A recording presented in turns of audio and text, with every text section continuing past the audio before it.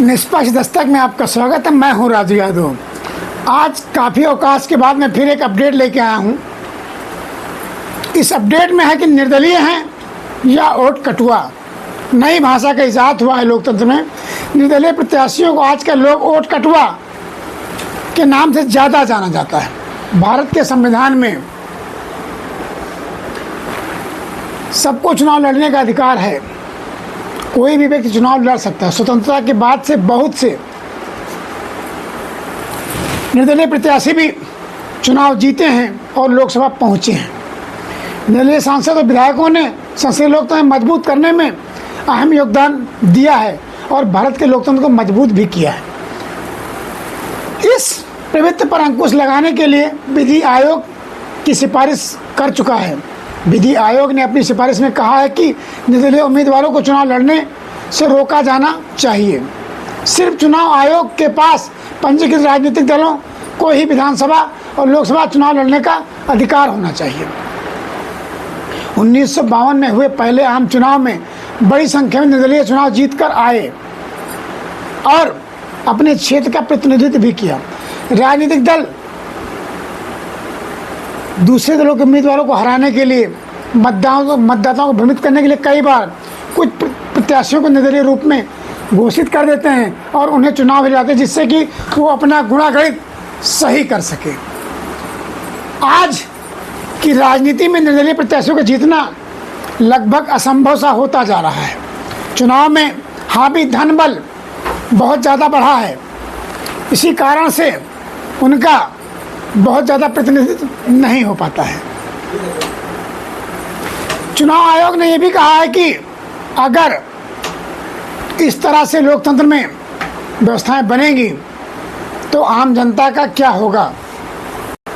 आज भारतीय लोकतंत्र में निर्दलीय उम्मीदवारों को जीतना मुश्किल ही नहीं, असंभव सा होता जा रहा है। 1952 के प्रथम लोकसभा चुनाव में 37 निर्दलीय प्रत्याशी चुनाव जीतकर अपने क्षेत्र का प्रतिनिधित्व किया था। हालांकि समय के साथ निर्दलीय सांसदों की संख्या धीरे धीरे कम होती जा रही है। अब धन बल हावी हो गया है और हमारी जनता भी जागरूक होती जा रही है।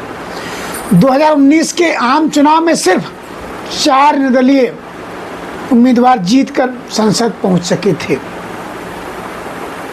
विशेषज्ञों का मानना है कि निर्दलीय उम्मीदवार को लेकर सामने आए रुझानों से पता चलता है कि लोग निर्दलीय उम्मीदवारों की मंशा को समझते हैं और ये भी हमारा मतदाता जानता है कि वो बहुत ज़्यादा जन कल्याण करने की स्थिति में नहीं होते हैं। निर्दलीय उम्मीदवार कुछ उनके खास स्थिति नहीं होती है, ऐसे में इनको वोट देने और ना देने का कोई बहुत ज़्यादा अस्तित्व नहीं होता है।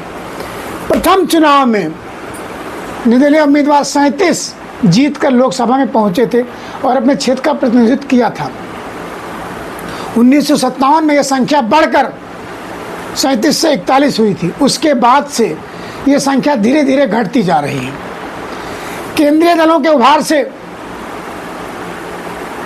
बहुत ज़्यादा अस्तित्व नहीं होता इनका। जैसे जैसे धीरे धीरे क्षेत्रीय दलों का उभार हुआ है, केंद्रीय दलों का कहीं ना कहीं थोड़ा सा रुख कम होता जा रहा है और जो ठीक ठाक नेता होते थे वो किसी न किसी क्षेत्रीय पार्टी चुनाव लड़कर अपना प्रतिनिधित्व करते हैं। ये भी कारण है कि आज के समय में निर्दलीय प्रत्याशी बहुत कम होते हैं। क्षेत्रीय दलों का विकास इसी से वजह से हुआ है। लेकिन अब इस युग में कहीं ना कहीं क्षेत्रीय दल भी धीरे धीरे अपने अस्तित्व को खोते हुए नजर आ रहे हैं। 2024 का लोकसभा चुनाव पार्टियों का है, क्षेत्रीय दलों का, लेकिन बहुत सारी ऐसी पार्टियां हैं जो अपने दल का अस्तित्व बनाने का चुनाव लड़ रही हैं। 2024 का चुनाव बहुत सारे क्षेत्रीय दलों को अपने अस्तित्व बचाने का चुनाव भी है। ये भी मायने रखता है कि ये दल अपने अस्तित्व को कैसे बचा पाएंगे।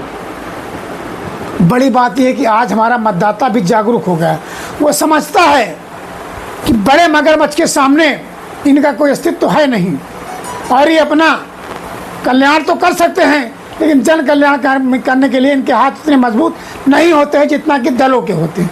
यही रीज़न है कि जनता अब इनसे कन्नी काट रही है। वो किसी न किसी पार्टी को या बड़ी पार्टी को चुनने में अपना सहयोग यह मतदान करती है। धीरे धीरे अब जैसे जैसे विस्तार होता जा रहा है, लोग पढ़ लिख कर जागरूक होते जा रहे हैं, वैसे वैसे अब क्षेत्रीय दलों का अस्तित्व भी कहीं ना कहीं खतरे में होता नजर आ रहा है। 2024 के चुनाव में बहुत सारे दल जो हैं वो सिर्फ और सिर्फ अपने अस्तित्व बचाने के लिए चुनाव लड़ रहे हैं। कई गठबंधन बनते हैं, बिगड़ते हैं, समय समय पर कभी कोई गठबंधन में आते हैं, फिर टूट जाते हैं, इधर भटक जाते हैं, फिर नया गठबंधन बनता है। यही कारण है कि राष्ट्रीय दल अब क्षेत्रीय दल को कुचलने के लिए भी रणनीति बनाते हुए नजर आते हैं। जो उम्मीदवार सार्थक और समर्थ होता है वो कहीं ना कहीं किसी बड़े दल में जाकर समाहित हो जाता है और वहां से चुनाव लड़ता है, जिससे कि क्षेत्रीय दलों का अस्तित्व संकट में होता जा रहा है। आगे की खबरों के लिए आप देखते रहिए निष्पक्ष दस्तक।